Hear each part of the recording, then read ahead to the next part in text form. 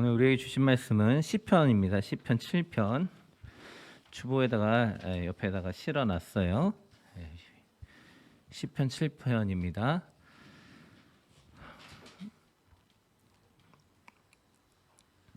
제가 시를 잘 못 읽지만 시처럼 최대한 읽어보도록 하겠습니다. 여호와 나의 하나님이여, 내가 주를 의지합니다. 나를 쫓는 모든 자에게서 나를 구해 주소서.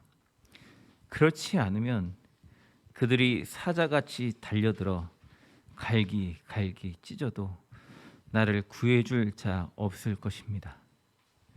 여호와 나의 하나님이여, 내가 만일 누구를 해쳤거나 나와 화목하게 지내는 자에게 악을 행하였거나 이유 없이 내 원수를 약탈하였다면 내 원수가 나를 붙잡아 땅바닥에 짓밟아 죽이고 내 영광이 흙 속에 묻히게 하소서. 여호와여, 분개한 마음으로 일어나소서. 미쳐 날뛰는 나의 대적들을 막아주시고 나를 위해 심판을 내려 주소서. 모든 민족들을 주 앞에 모으시고 위에서 그들을 다스리소서. 주는 모든 인류의 심판자이십니다. 여호와여, 나의 의로움과 성실함에 따라 나를 심판하소서.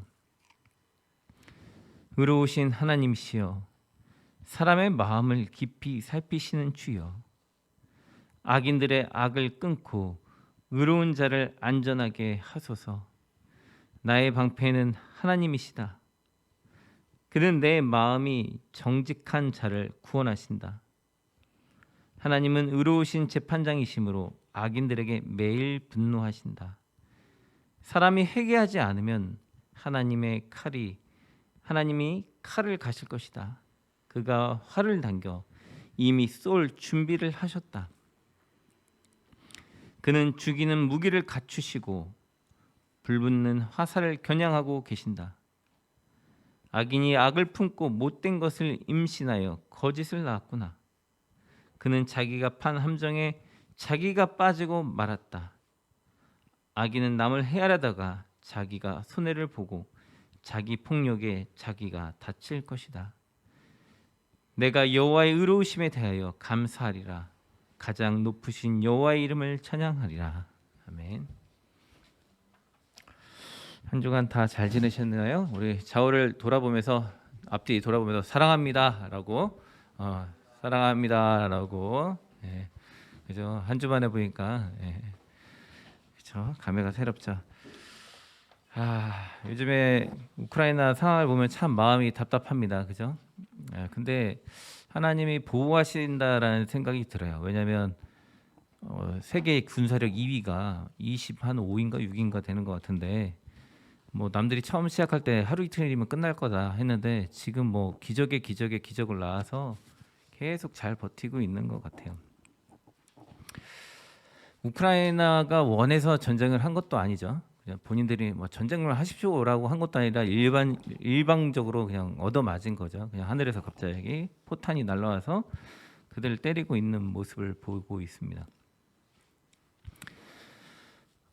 우리가 인생을 살다 보면 뭐 이렇게 원하는 일이 있든 원하고 일을 저지르든 원하지 않는데 일이 터지든 이런 인생들이 벌어지는 것 같아요.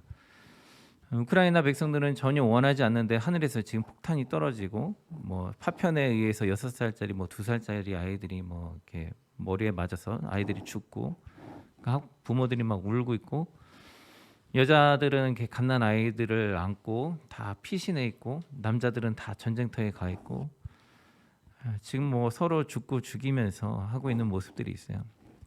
뭐 유튜브나 이런 데 보면 막 이렇게 길에 막 그 사람들이 타고 잘리고 하는 그런 것들이 막 이렇게 바닥에 널려 있는 것들이 질비하게 정도로 아주 처참해요. 러시아도 지금 1,000명 이상 죽은 것 같고, 뭐 우크라이나도 당연히 일반인도 1,000명 이상 죽었습니다. 이런 전쟁들이 터질 때 우리는 하나님한테 기도할 수밖에 없죠. 자신들이 원하지 않든 원하든 이 일은 벌어지고 있고 하나님이 안 도와주시면 망하는 상황이잖아요, 그죠? 이들이 기도를 안 할 수가 없는 거예요. 예, 기도를 안 하면 정말 이틀 만에 다 무너지고도 남는 그런 상황이죠, 사실은.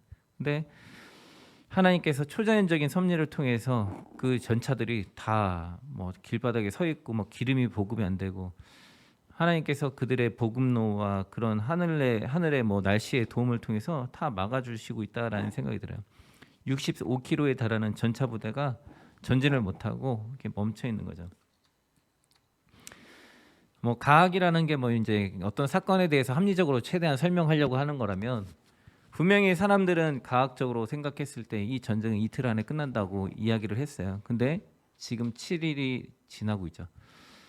예, 우리 교회도 이거 처음에 시작할 때 수학적으로는 불가능하다고 생각을 했는데 하나님께서 지금 여기까지 인도하셨다라고, 우리가 고백할 수가 있어요.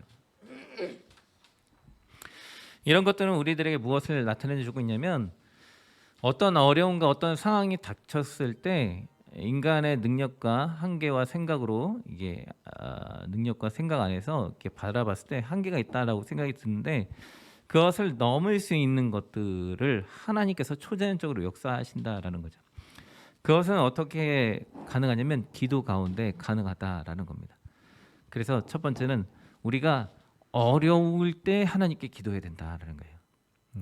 보통 사람들이 어려우면 참거나 끙끙거리거나 뭐 술을 먹거나 뭐 자신만의 방법으로 이겨내고 그냥 참으려고 해요. 그냥 이겨내. 만약에 우크라이나 전쟁에서 이 사람들이 뭐 기도를 전혀 안 했다는 가정에서 한다면, 뭐 아무것도 안 했다라고 한다면 그냥 뭐 침략해서 당해서 그냥 끝나게 되겠죠. 근데 이들이 하나님 앞에 기도를 하면서, 우크라이나 전쟁할 때 보면 막 이렇게 길에서 한 8명, 10명이 막 무릎 동그랗게 꿇고 기도하는 막 모습이 찍히고 그러잖아요. 그리고 심지어 뭐 그 성모 마리아 상이, 마리아가 제불린 그 바주카포 뭐 이런 거 들고 이렇게 찍는 초상화도 그리잖아요. 그 사람들이 하나님을 믿으면서 열심히 기도하는 것을 볼 수가 있어요. 그리고 뭐 그 이제 댓글 같은 것도 보면 사람들이 기도하겠다, 하나님께 기도하겠다 이런 표현들이 많은 것을 볼 수가 있어요.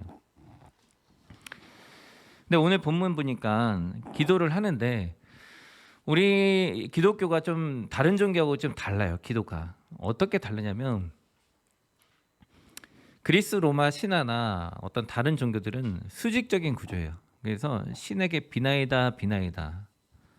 신이 마음에 안 들면 어떻게 해요? 너 이거 하지 마 하면 그냥 끝나는 거예요.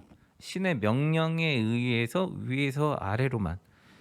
그래서 수직 관계가 굉장히 강조되어 있다면, 우리는 1절 보시면 여호와 나의 하나님이시여라고 말을 하잖아요. 근데 이게 어떻게 보면 마치 친구를 부르는 것 같아요.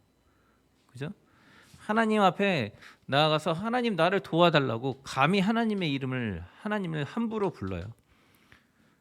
위대하신 신이라고 하는데 어떻게 신의 이름을 함부로 부르고 도와달라고 어떻게 해요? 나를 도와달라고, 신 보고 나를 도와달라고 어떻게 해요? 보통은 신을 돕죠. 자신의 소유물이 되기 때문에 신을 돕는 사람이죠. 근데 하나님 나를 도와달라고 기도하는 모습을 볼 수 있어요. 이 모습은 기독교 안에만 가능한 거예요. 왜냐하면 하나님이 수평적이면서도 수직적인 모습을 동시에 우리에게 보여주고 계시고 있는 거예요. 그렇기 때문에 어려울 때 도와달라고 감히 말할 수가 있는 거죠. 비나이다 비나이다, 안 주면 끝나는 거죠. 근데 하나님께서는 우리가 어렵다고 힘들다고 간절하게 기도하면 우리의 기도를 들으시고 우리에게 응답하신다라는 거예요. 우크라이나 뭐 사람들이 다 기도하는 건 아니겠지만, 그 중에서 기도하는 사람들이 어떤 기도를 어떻게 했는지 모르지만 하나님께서는 그들의 기도를 들으시고 응답하고 계신 거예요. 여러분의 인생 가운데서도 하나님께서 힘들고 어려울 때, 기도할 때 들으시는 거예요. 지금 오늘 본문 보면 다윗이 기도를 하고 있어요. 근데 이 사건이 어떤 사건이 있었는지 정확하게 성경에 나와 있지 않아요. 왜냐하면 베냐민 지파하고 어떤 사건이 있었다라고 지금 언급을 하는 것 같은데 정확하게 기록되어 있지 않아요. 그럼 대충 알 수 있는 거는 다윗이 왕이 되기 전쯤이 되지 않을까라는 추측을 할 수가 있는 거죠. 다윗은 하나님 앞에 기도하고 있는 거예요. 우리가 왕 다윗이 아니라 한번 생각해 보십시오. 나라에서 쫓겨난 장군, 도망 다니는 다윗. 아무데도 의지할 데가 없어요. 도와주는 사람이 아무도 없어요. 이 상황에서 기도밖에 할 수 없는 것. 자기 전투 실력, 뭐 10,000명을 죽였던 실력 혼자 하는 거 아니잖아요. 여러 사람하고 같이 했잖아요. 근데 지금 막 혼자 도망 다니잖아요. 사람들이 자신들을 으쌰으쌰 할 때 뭐 사람들 의지해서 이길 수도 있겠죠. 뭐 돈이 많으면 이길 수도 있겠죠. 전투력이 좋으면 이길 수도 있죠. 근데 우크라이나처럼 전투력도 낮고 의지할 것도 없고 세계가 안 도와준다고 한다면 이 사람들은 의지할 게 아무것도 없는 거예요. 우리가 잘나서 각자가 잘나서 뭐 이 세상에서 어려운 일을 당했을 때 이겨내면 좋겠죠. 근데 살다 보면 그렇잖아요. 한계를 만나실 때가 있지 않으세요? 예.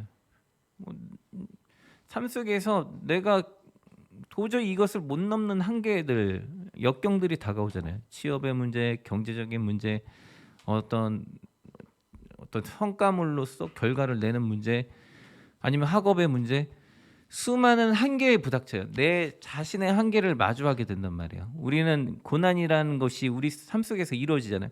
우크라이나가 러시아라는 강대국을 만났을 때 한계를 부닥쳤던 것처럼 우리의 삶 속에서 한계를 만나서 우리가 쩔쩔맬 때가 있단 말이에요. 그래서 여러 가지 방법을 자꾸 찾으려고 한단 말이에요. 어떻게 이것을 해결나가지? 어떻게 해결나가지? 하면서 각자 방법을 잘 찾으려고 하죠. 찾을 수 있으면 좋은데 그것도 못 찾을 때가 있잖아요. 사람들의 도움을 찾아서 뭐 받아서 할 수도 있어요. 근데 지금 다윗은 사람의 도움을 받을 수도 있고 뭐 군사력이나 전투력이나 여러 가지 도움을 받을 수도 있겠죠. 사람들에게 요청을 하면 안 받는 건 아니에요. 그렇다고. 근데 다윗이 먼저 무엇을 했냐면 하나님 앞에 의지하고 기도하면서 도움을 두 번째로 생각했다라는 거예요. 그러니까 도움을 받지 말자 소리가 아니라 하나님 앞에 먼저 매달리고 간절하게 기도하자. 왜 기도하지 않느냐라는 거죠. 하나님은 도와줄 마음이 있는데 왜 기도하지 않느냐.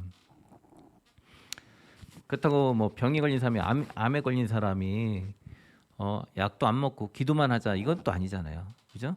암에 걸렸어도 약을 먹으면서 기도하는 거예요. 왜? 약을 먹는다고 암이 다 낫나요? 안 낫고 죽는 사람도 있잖아요. 그렇다고 약을 안 먹는다고 낫나요? 그것도 보장 못 하잖아요. 그러면 기도는 뭐냐? 약을 먹든 안 먹든 하나님의 도우심을 구하는 거예요. 일반적인 섭리 가운데 약도 하나님이 주신 거기 때문에 하나님이 기도에 응답하시면 무엇을 먹든 나을 수 있지만 하나님이 응답을 안 하시면 무엇을 먹든 죽을 수밖에 없는 거예요. 그렇기 때문에 하나님 안에서 우리가 최선을 다하면서 간절하게 기도하는 거예요. 먼저 기도하는 거예요. 기도하고 일상생활, 직장생활을 하든 뭐 직장을 알아보든 뭐 나가서 뭐를 해서 성과를 내든 공부를 열심히 하든 안 하든 기도를 먼저 하고 간절히 도와달라고 기도하는 거예요. 하나님이 안 도와주시면 길이 열리지가 않아요. 신기하죠? 기도가 파워가 있고 기도가 능력이 있어요. 이 일상생활이 그냥 우리의 의지와 뜻대로 되는 것 같지만 사실 기도 가운데 이루어지는 거예요. 많은 사람들이 그러잖아요. 저기 죽어 있는 무덤 가서 자기 뜻대로 산 사람 있냐고 물어보면 아무도 없을 거라고. 그죠? 우리 앞에 있는 우리 아이들이 태어나자마자 나는 미국의 대통령이 될래요. 만약에 이랬다고 칩시다. 근데 그것을 이루는 사람은 아무도 없죠. 그죠? 자기가 말한 대로 이루는 사람은 없어요. 계속 꿈은 변해가요. 그냥 삶 속에서 변해가요. 하나님 앞에 도와달라고 기도하면서 하나님께서 그 일 가운데 동행하시고 하나님의 꿈이 나의 꿈이 되고 나의 꿈이 하나님이 되면서 서로 섞여가면서 이 교집합을 하나씩 만들어가면서 나아가는 거예요. 그게 바로 기도인 거예요. 그러므로 기도는 대화여야 되고 그러므로 기도는 간절함이 있어야 되고 하나님께 구체적으로 아뢰는 게 필요한 거예요. 왜 구체적으로 기도해야 되냐면 하나님은 아시죠? 그래 하나님은 알아요. 하나님은 아는데 내가 몰라요. 뭘 모르냐면 내가 뭐를 원하는지 몰라요. 그래서 하나님 앞에 구체적으로 기도해야 되는 거예요. 하나님은 다 알아요. 우리의 마음 속마음까지도 아네요. 근데 내가 내 마음을 몰라요. 살아보니까 그렇더라고요. 내 마음 깊숙한 곳에 내가 무엇을 원하는지 모르고 그냥 남들이 나에게 말해줬으니까 내가 무엇을 봤으니까 그냥 그런가 보다 뭐 주저리 떨면서 기도하는 게 포함이 되어 있는 것뿐이지 내 속에서 내 영혼이 내 마음이 정말 원해서 하나님 앞에 기도하는 것이 무엇인지 모르고 기도할 때가 있더라고요. 그러면 하나님 앞에 구체적으로 기도하면서 도와달라고. 그래서 나의 원하는 것과 하나님의 원하는 것이 일치되어지고 내 속에서 무엇을 원하는지 알아갈 수 있게 해달라고 기도하는 것이 필요한 거죠. 만약에 다윗이 편안하게 왕이 됐다면 아마 이런 성경 글귀가 안 남았겠죠. 그리고 우리의 삶과 다윗의 삶은 너무 불일치하기 때문에 다윗의 이 관련된 이야기를 보고도 우린 전혀 감동받지 못할 겁니다. 근데 이 다윗이 이 삶 속에서 어려운 가운데 하나님을 만나면서 이겨내는 모습을 통해서 다윗이 어려울 때 이렇게 생명을 걸고 간절히 기도했구나. 오늘도 성경에 보면 이런 말을 하잖아요. 하나님이 나 안 도와주면 나 죽으면 무슨 의미가 있습니까? 이런 표현들을 쓰는 것들을 시편에서 볼 때가 있단 말이에요. 그러므로 하나님 앞에 도와달라고. 하나님 앞에 지금 우크라이나는 간절히 기도하는 거예요. 왜? 기도를 안 하면 죽음밖에 없어요. 여러분의 고난 가운데 하나님이 안 도와주시면 실패밖에 없습니다. 실패는 좌절을 낳죠. 그렇기 때문에 하나님 앞에 계속 간구하는 게 필요한 거예요. 도와달라고. 우리의 능력으로 할 수가 없습니다. 두 번째는 하나님 앞에 거룩해야 된다는 거예요. 그래서 이 사람은 뭘 요구하고 있냐면 심판을 요구하고 있어요. 그러니까 전쟁으로 따지면 무차별적인 폭격이죠. 폭격인데 그 폭격 안에서 나는 비껴가는 거예요. 그래서 다윗은 뭐라고 하냐면 이 심판대 위에 나와 상대방을 동시에 올려요. 대단한 사람이죠. 우리는 보통 나는 빼고 하나님 저 사람을 심판해 주세요 이렇게 말하잖아요. 저 사람만 저주해 주세요 이렇게 얘기하거든요. 사람들의 속성이 나는 빼고 저 사람 심판해 주세요 이렇게 올리거든요. 근데 다윗은 둘 다 올려요. 나도 올리고 타인도 동시에 올려요. 그리고 내가 하나님 앞에서 떳떳하게 살았습니다. 나의 잘못 있다면 용서해 주십시오라고 하면서 하나님의 심판대에서 자신도 가감하게 올라가서 떳떳하게 살았다라는 걸 증명을 해요. 대단하죠? 이렇게 많은 세상에서 이제 영화 뭐 이런 것들 보면 이제 기독교인들이 만약에 잘못하면 뭐 자기는 쏙 빠지고 타인만 잘못 이렇게 하는 것 장면들 이렇게 나오잖아요. 그죠? 그러면서 하나님 앞에서 난 용서받았으니까 됐어. 뭐 이런 표현들을 쓰잖아요. 근데 이 다윗은 뭐라고 말하냐면 너도 올라가고 나도 올라가자. 근데 나 정말 부끄러움 없거든 하나님 앞에 라고 이야기하면서 하나님 앞에 요청하는 거예요. 하나님 심판해 주십시오. 여호와께서 심판해 주시고 처벌해 달라고 모든 민족과 열방이 하나님 앞에서 심판받게 해달라는 거죠. 대단한 것 같아요. 그러면 뭐가 우리에게 필요하냐면 하나님 앞에 의롭게 살 수 있는 게 필요한 거예요. 이렇게 간혹가다 좀 찰떡선이 없는 아이들이 이런 말을 하잖아요. 소원 뭐 들어줄까? 그러면 떼부자 되는 거예요. 본인만 떼부자 되려고 그래. 그죠? 공부는 안 해? 그랬더니 열심히 하루 종일 게임만 하려고요. 왜 부자가 되려면 하루 종일 놀려고 부자가 되는 거예요. 그게 꿈인 거예요. 그냥 하루 종일 먹고 노는 게 꿈인데 그것을 위해서 돈이 필요하다는 거예요. 그러면 이런 장면을 심판 때 올릴 때 우리가 기독교인들이 기도하는 게 대부분 비슷하잖아요. 뭐 하나님 돈 주십시오, 먹고 잘 살 수 있게 해주십시오. 뭐 이런 기도 누구나 해요. 그죠? 안 믿는 사람이나 믿는 사람이나 똑같이 하는데 과연 하나님의 심판 때에서 자유로우려면 우리의 기도가 어떻게 돼야 되나? 성실하게 일해서 벌어서 남 도와줄 수 있는 사람인가? 아니면 그냥 기도해서 하나님이 갑자기 부동산 같은 거, 뭐 증권 같은 거 떼부자 되게 하셔서 그냥 잘 사는 사람이 꿈인가? 하나님 앞에서 떳떳하게 살 수 있는 것이라는 것은 무엇인가? 우리가 좀 고민해 볼 필요가 있다라는 거죠. 다윗은 철저하게 하나님 앞에서 자신을 떳떳하게 사는 것에 대해서 관심이 있었고 그렇게 살려고 노력했다라는 것을 우리가 볼 수 있어요. 그렇기 때문에 지금 다윗은 그런 요청을 당당하게 하는 것을 볼 수가 있는 거죠. 하나님께서 만약에 러시아와 그 우크라이나를 심판하신다면 하나님은 공평하게 심판하실 거예요. 그죠? 러시아나 우크라이나 둘 중에 잘한 사람은 살려줄 거고 못한 사람은 심판하시는 거죠. 그게 하나님의 법칙 아니에요? 그러니까 하나님 앞에서 우리가 정결하게 서도록 노력을 해야 되는 거죠. 요즘 뭐 대선 후보 때문에 뭐 이렇다 저렇다 하는데 결론은 누가 심판할 거냐면 하나님이 심판하실 거예요. 왜냐하면 우리는 누가 잘했는지 잘 몰라요. 우리 눈에는 인간적인 외모 뭐 들리는 소문 이런 것만 보기 때문에 속을 알 수가 없어요. 근데 하나님께서 심판하시길 기도할 거고 우리는 그 요청에 의해서 하나님께서 공정하게 심판하셔서 소멸시켜 주시길 우리는 요청하는 거죠. 그게 기독교인의 정신인 거죠. 너 네 편 내 편이 아니라 나도 하나님 앞에서 공정한 심판대에 올라가야 된다라는 거예요. 그러므로 하나님은 매일 분노하시고 심판하시는 하나님이신 거예요. 어항을 키워봤는데요. 어항을 키우는데 이제 어항을 좀 키우다 보면 똥을 많이 싸더라고요. 물고기가.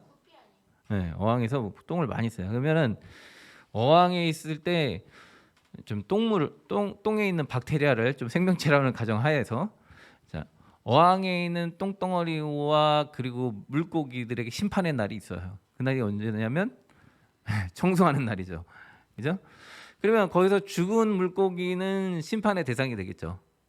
살아있는 물고기는 보호의 대상이 된단 말이에요. 그죠? 그러니까 신앙인들이 거룩하게 잘 살고 더럽히지 않고 깨끗하게 산다면 보호의 대상이 되지만 심판의 날에 그러면 그들은 기쁨의 날이죠. 왜냐하면 물이 깨끗이 갈리고 나왔으니까 행복하게 잘 살 수 있으니까. 근데 똥덩어리나 죽은 물고기 입장에서는 그 날이 어둠의 날이죠. 왜냐하면 하속으로 내려가야 되니까. 그러니까 하나님의 심판의 날이라는 것은 결국 양면성이 있는 거예요.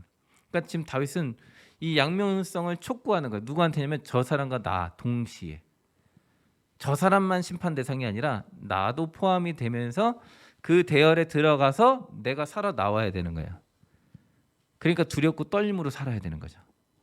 이 세상을 살 때 나는 기독교인이기 때문에 하나님께서 뭐 나를 뭐 이렇게 안 해주실 거야 이런 게 아니라 우리가 하나님 안에서 어떻게 거룩하게 살아야 되느냐라는 그 촉구가 우리 삶 속에 있는 거예요. 왜냐하면 심판의 대상은 세상에 있는 모든 인류가 다 대상이에요. 그렇기 때문에 거룩하게 살려고 노력을 해야 된다는 거예요. 그래서 오늘 성경에서도 보면 하나님이 뭐 하고 있냐면 화살을 땡기고 있는데 불을 붙이고 당기고 조준하고 있다라고 이렇게 설명을 하고 있는 거예요. 쏘기만 하시면 되는 거예요. 그러므로 하나님 앞에서 자신을 의롭게 하는 것이 매우 중요합니다. 그러니까 바르게 잘 살아야 되고 예수 그리스도 바르게 못 살았다면 예수님을 의지해서 빨리 회개하고 회개라는 것은 하나님 앞에 회개 기도한 거와 자신의 삶을 바꿔서 이제 바르게 사는 거예요. 삶을 변화시키는 거예요. 그렇게 사는 것이 우리의 삶에 필요한 거죠. 그리고 세 번째는 뭐가 필요하냐면 하나님께서 행하실 일들에 대해서 미리 감사하는 거예요. 다윗은 이 시편을 쓸 때 왕이 된 상태가 아니에요. 네, 고난 가운데 있어요. 근데 미리 감사했어요. 믿었어요. 우리 교회가 앞으로 잘 될 거라, 잘 안 될 거다. 네, 현실을 보면 안 되죠. 이게 안 되는 거예요. 왜냐하면 논리학과 수학적으로 봤을 때는 상황이 안 맞아요. 근데 하나님께서 하실 것을 믿고 그냥 감사함으로 나아가는 거예요. 우크라이나 전쟁에서는 현실적으로 보면 끝났었던 전쟁이에요. 근데 이들이 하나님 앞에 믿고 감사함으로 나아가면 하나님께서 보호하고 인도하시는 거예요. 즉 기도는 지금 현실 세계에서 했는데 하늘에다가 미래를 향해서 했는데 기도를 하니까 바로 변한 건 아니에요. 근데 하나님이 응답을 하시니까 내 마음과 내 자세가 변하니까 불평하고 낙담하던 자세에서 감사하던 자세로 삶 속에서 감사합니다라고 나오는 거예요. 현실을 봤을 때는 돈도 없고 뭣도 없고 아무것도 없고 뭐 없고 왜냐면 계속 비교하니까 아무것도 없잖아요. 그러면 기도를 안 하면 어떻게 되겠어요? 아무것도 없으니까 맨날 불평과 불만과 투덜과 낙담과 우울과 짜증과 신경질과 이런 것들이 계속 올라오겠죠. 그러니까 기분이 항상 안 좋은 상태가 될 거란 말이에요. 예민하고 불안하고. 근데 하나님이 하실 것을 믿으니까 감사합니다.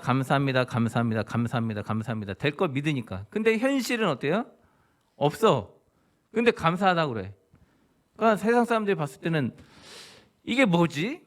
왜 없는데 자꾸 감사하다고 하지? 이렇게 이해가 될 수 있어요. 근데 이것을 10년, 20년 쭉 간다고 생각해봐요. 만약에 다윗이 기도 안 하고 하나님이 왕 시켜준다고 했는데 왕을 안 시켜줘. 10년 동안 불평과 불만과 우울과 짜증에 의해서 밤에 잠도 못 자고 쫓겨다니니까 하루에 2시간도 못 자고 그렇게 다녔다고 생각합시다. 그럼 다윗은 어떻게 됐을까요? 아마 미쳐버렸을 겁니다. 제정신이 아닐까요? 우울과 공상과 공포와 망상이 쩌들어서 살았을 거예요. 기도한다고 그가 갑자기 왕이 된 건 아니에요. 근데 10년이라는 고생하는 기간 동안 그가 감사하면서 편하게 자면서 그냥 현실을 딱 보면 다음날 일어나면 쫓기고 있는 삶은 그대로인 거예요. 근데 하나님 앞에 그냥 감사하면서 나아갔더니 10년 뒤에 진짜 왕이 됐고 정신이 건강한 거예요. 그런 거 있잖아요. 여기 살다 보면 돈은 실컷 벌었는데 정신이나 멘탈이나 뭐 육체가 손상되어 있는 사람들이 있잖아요. 왜냐하면 너무 일만 하다 보니까 돈은 실컷 해서 다 벌었는데 막 정신적으로 막 너무 막 민감해서 막 칼같이 날서 있고 육체적으로 힘든 사람들도 있잖아요. 몸이 망가지고. 근데 하나님 앞에 감사하면 하나님께서 지켜주신다는 거예요. 그러니까 매일 기도하고 매일 감사하는 거예요. 즉 범사의 모든 일에 감사하는 거예요. 뭐 했으면 기도했다면 하나님이 주실 것을 믿고 감사 기도하는 거예요. 현실은 아무것도 없죠. 현실은 아무것도 이룬 게 없어. 근데 믿고 감사하고 그냥 나아가는 거예요. 현실은 변한 게 없어요. 나의 학벌, 나의 경력, 나의 인격, 나의 삶, 나의 행동 모든 것들이 변한 게 아무것도 없어. 근데 기도하고 나아가다 보니까 다윗이 대학을 졸업했습니까? 다윗은 목동이에요. 공부도 안 했어요. 다윗이 그렇다고 10년 동안 인품이 확 변했을까요? 아니에요. 전투력이 변했나요? 아니에요. 오히려 나이만 먹었어요. 그냥 계속 기도했더니 하나님께서 그의 삶의 주변 환경들을 천천히 바꿔주시면서 그를 올려주시는 거죠. 그러므로 하나님 앞에 기도하는 거예요. 성경에서 뭐 반복적으로 기도하지 말라고 했더니 이제 사람들이 반복적으로 기도 안 한다고 저도 옛날에 그런 적 있는데 한 번만 기도하는 거예요. 365일 중에 딱 하루만 한 번 기도하고 끝나는 거예요. 왜? 반복적으로 기도하지 말라니까. 근데 성경에서 말한 반복적인 기도는 jut을 외우지 말라는 거예요. jut이 뭔지 알아요? 주기도문도 jut처럼 외울 수 있는데 하늘에 계신 우리 아버지가 막 실컷 외워요. 근데 뭔 뜻인지 몰라. 사도신경도 막 실컷 외워. 근데 뭔 뜻인지 몰라. 그냥 암기된 걸 외우는 거야. 저는 뭐 불교를 안 다녀서 모르지만 막 다다다다다다 막 해. 근데 뭔 뜻인지 모르고 계속 막 그냥 외운다고 치자고요. 그러면 그게 기도냐라는 거예요. 성경은 반복적으로 jut을 외우듯이 하는 기도. 달리 말하면 너가 지금 하나님 앞에 기도하는 내용을 너는 이해하고 있니? 이렇게 묻는 거예요. 너가 어떤 기도를 하나님 앞에 지금 하고 있지? 그것을 잘 파악하고 기도해라. 그것은 반복적으로 해도 상관은 없다. 근데 기도하는 내용에 대해서 무엇을 기도하는지도 모르고 그냥 반복적으로 기도하는 거 하나님 돈 주시고 명예 주시고 복 주시고 성령 충만하게 하시고 건강 주시고 뭐 해주세요 하면서 계속 그냥 반복적으로 다다다다다다 말하는 거 이게 과연 의미가 있느냐라는 거예요. 그래서 하나님께서는 우리 보고 뭐라고 말씀하시면 간절히 기도해라. 어떻게 하냐면 골로새서 4장 2절 보면 기도를 항상 에브리데이 항상 매일 뭐 하라고 되냐면 힘쓰고 기도가 쉽게 되지 않아요. 그러니까 어떻게 돼요? 힘쓰고 힘을 쓰래요. 기도에 감사함으로 기도하면서 감사함으로 어떻게 해요? 깨어 있어라. 기도가 응답이 되는지 안 되는지 깨어서 쳐다봐라. 사단이 회방하잖아요. 사단이 자꾸 회방하니까 깨어서 기도해라. 여러분의 인생의 앞길을 자꾸 막는 거 안 좋은 일이 생기는 거 사단이 다 막고 안 좋은 일 갖다 주는 거예요.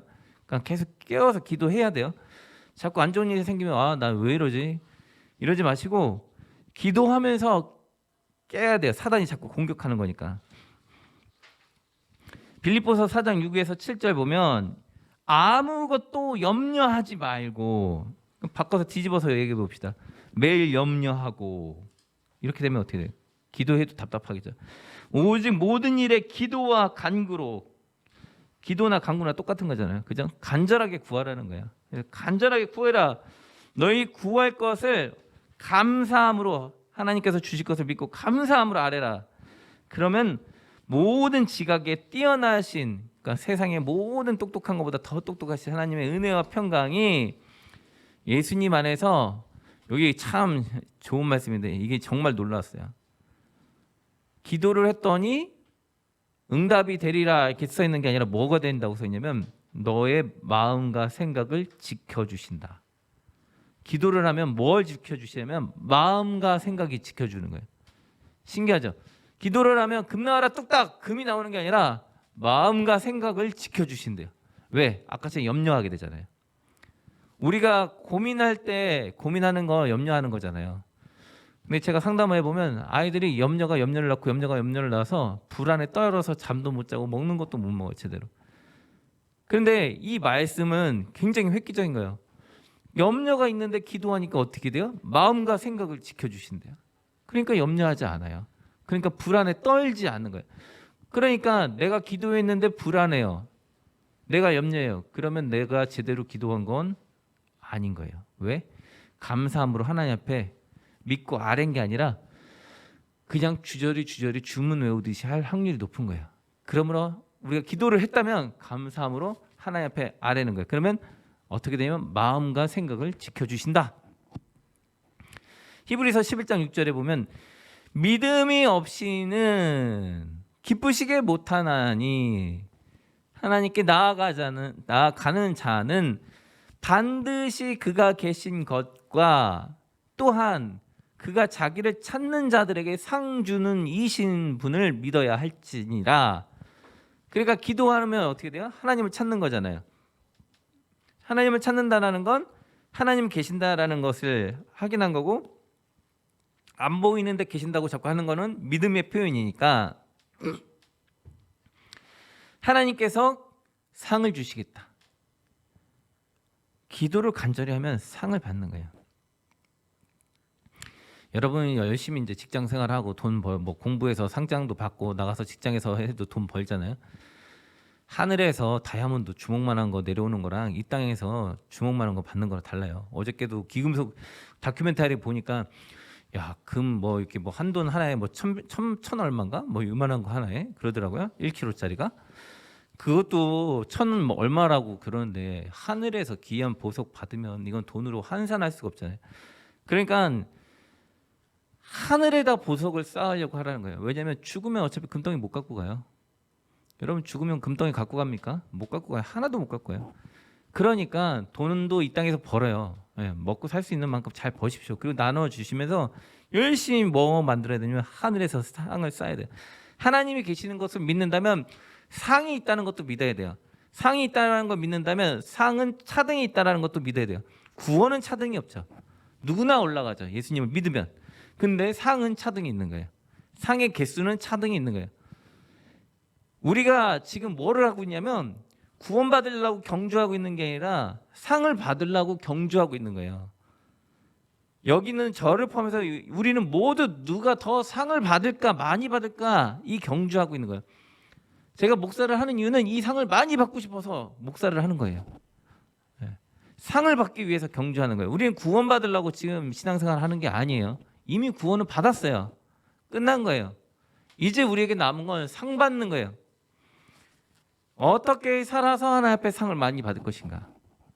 돈을 어떻게 벌을까? 그것도 중요하죠. 그거는 어차피 하나님이 책임져 주시고 이렇게 살아가면서 다 해주실 거예요. 근데 하늘에서 상을 어떻게 받느냐는 나한테 달린 거예요. 그러니까 감사함으로 기도하면서 상을 달라고 자꾸 기도해야 돼요. 그래서 상을 받으셔야 돼요. 그래서 야고보서에서는 이렇게 말을 해요. 상을 받으려면 지혜가 부족하면 안 되잖아요. 그러니까 너희 중에 누구든지 지혜가 부족하거든 모든 사람에게, 사람을 가리지 않는데요, 후히 주시고 후히 넘치도록 주신대요. 그리고 꾸짖지도 않는데 따지지도 않는데요. 하나님께 찾아라. 그러면 너한테 주실 것이다. 오직 믿음으로 구하고 조금도 의심하지 말아라. 에이, 설마 주실까? 안 주실까? 의심하지 말아라. 의심하는 자는 마치 바람에 밀려서, 바람이 불면 배가 어떻게 돼요? 배가 이렇게 떠내려가잖아요. 바다에 이렇게 유동하는 바다 물결 같으니 이 사람은 무엇이든 주께 얻기를 생각하지 마라. 두 마음을 품어 모든 일에 정함이 없다. 그러니까 뭐냐면 기도를 하면서 마음은 계속 불안해. 하나님 해줄까 말까, 해줄까 말까. 그러면 어떻게 되면 파도가 계속 치잖아요. 계속 치면 어떻게 돼? 배가 뒤로 가는 거야. 예전에 그 군대 있을 때 정말 놀라웠던 거는 한 명이 빠졌어요. 근데 파도가 치니까 얘가 한번 파도가 훅 하고 칠 때마다 1m씩 뒤로 가더라고요. 사람이 나중에 금방 사라지더라고요. 하나님 앞에 요동치는 파도와 같다. 즉 기도의 응답이 없어지는 거예요. 아까 처음에 기도하니까 마음과 생각을 지키신다고 했죠. 마음과 생각을 지키시니까 마음이 고요해져요. 평안해져요. 불안하지 않아요. 근데 마음을 자기가 안 지키니까 어떻게 해? 의심하고 계속 있으니까 파동쳐요. 그러니까 마음이 불안한 거예요. 불안과 우울은 성령님께서 주신 것이 아니라 내가 하나님을 의지하지 않아서 생긴 거예요. 믿지 않아서. 근데 고요와 평안은 하나님께 기도하고 맡기고 있기 때문에 편안한 거예요. 많은 아이들이 힘들고 현실을 보면 답답하니까 어디로 도피하냐면 게임이나 유튜브로 도망가요. 한참 거기 있을 때 마음이 고요해요. 왜? 파도가 치는데도 그냥 게임을 하고 있다 보면 뭐 유튜브를 보고 있다면 아무 생각이 없죠. 근데 딱 나오면 애들이 뭐라고 하냐면 유튜브나 게임이 끝난 다음에 후폭풍이 온다 거죠. 마음이 막 힘든 거예요. 현실을 보면 막 답답한 거예요. 막 이것 때문에 감당이 안 되니까 또 다시 그것을 잊으려고 유튜브나 게임을 하는 거예요. 마치 어른들이 뭐 술이나 담배나 뭐 여러 가지 뭐 노름이나 도박이를 막 의지하면서 막 그런 것들을 현실을 잊으려고 하는 것처럼 뭐 마약이나 이런 것들을 잊으려고 하는 것처럼 아이들의 입장에 살 수 있는 거 그거니까 그걸 불안을 막 이렇게 잊으려고 하는 거죠. 어른들 같은 경우는 쇼핑을 하기도 하죠. 막 쇼핑을 해서 막 이렇게 돈을 쓰면서 막 이렇게 불안을 달래려고 하죠.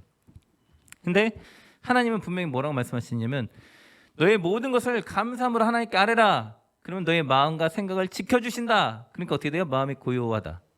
근데 기도를 했는데 의심을 하니까 어떻게? 기도를 안 하는 거나 하는 거나 똑같잖아요. 안 하고 있는 상태나 기도를 했어도 의심하니까 안 하고 있는 거나 똑같으니까 마음이 요동치고 있는 거예요. 그러니까 정함이 없으니까 계속 힘들고 응답도 안 일어나는 거예요. 그러므로 하나님 앞에 기도했다면 감사하고 믿고 나아가십시오. 그리고 매일 하나님 앞에 감사하고 기도하면서 그냥 순종하고 맡기는 거예요. 하나님께 맡기는 거예요. 그러면 주님께서 응답하신다라는 거예요. 그러므로 이제부터는 우리가 해야 될 일은 어려움이 생겼다. 즉 어려움은 뭐냐? 내 마음이 힘들다. 요걸 보시면 돼요. 내 마음 상태가 힘들다? 그럼 무엇을 해야 된다? 기도하는 거예요. 언제까지? 마음이 평안해질 때까지. 기도하라고 했더니 하나님 도와주세요. 3분 눈 딱 감고 띡 하고 눈 뜨고서 기도했네 이렇게 가는 건 기도가 아니에요. 나 혼자 떠들다가 간 거지. 기도는 대화라고 하잖아요. 대화니까 어떻게 돼? 하나님 앞에 주고받고 하나님의 이야기를 듣고 가야지. 하나님의 이야기를 들으니까 아까 제가 뭐라고 했어요? 마음과 생각을 지키시리라. 대화하다 보니까 하나님 마음과 생각을 지켜요. 그러니까 마음이 평안해져요. 그러니까 기도의 시간이 많이 해라 이런 게 아니에요. 중요한 건 뭐냐면 기도를 할 때 어디까지 해야 된다? 마음이 평안이 올 때까지 기도해야 돼요. 이게 3분이 될 수도 있지만 보통 조금 길어요. 여러분이 친구를 만나서 대화하면 철수야 안녕? 만나서 반가워? 오늘 하루 잘 보내? 하고 가나요? 아니죠. 뭐 만나다 보면 1시간 만나서 이야기하기도 하고 1시간 반 이야기도 하고 뭐 2시간, 3시간 이렇게 이야기하잖아요.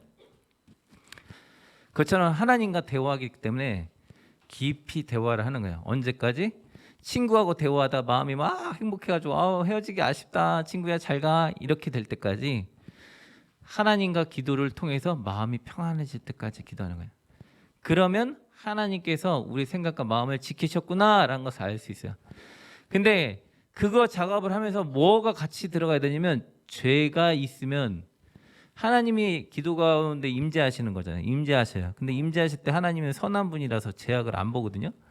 안 보시니까 어떻게 되냐면 내가 죄가 있으면 아까 지금 다윗이 그러잖아요.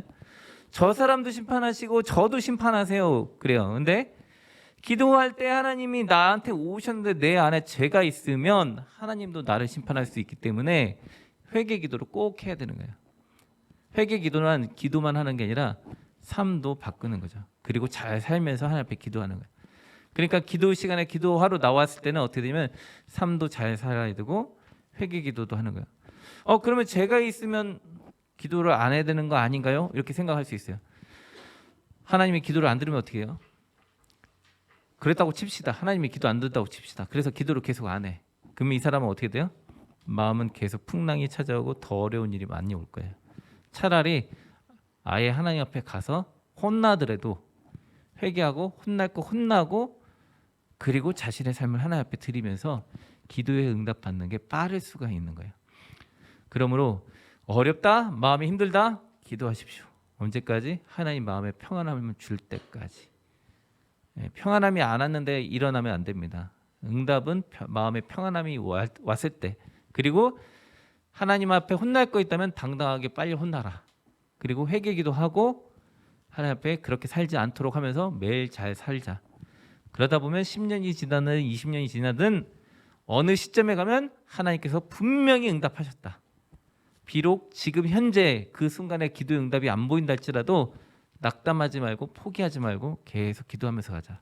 다윗처럼 인내하면서, 욥처럼 인내하면서 참고 가자. 그러면 주께서 우리의 기도를 들으시고 응답하시고 문제가 해결되었음을 보게 될 것이다 라는 게 오늘 우리에게 주신 말씀입니다. 우리가 각자 받은 말씀을 놓고 한 5분간 기도하도록 하겠습니다.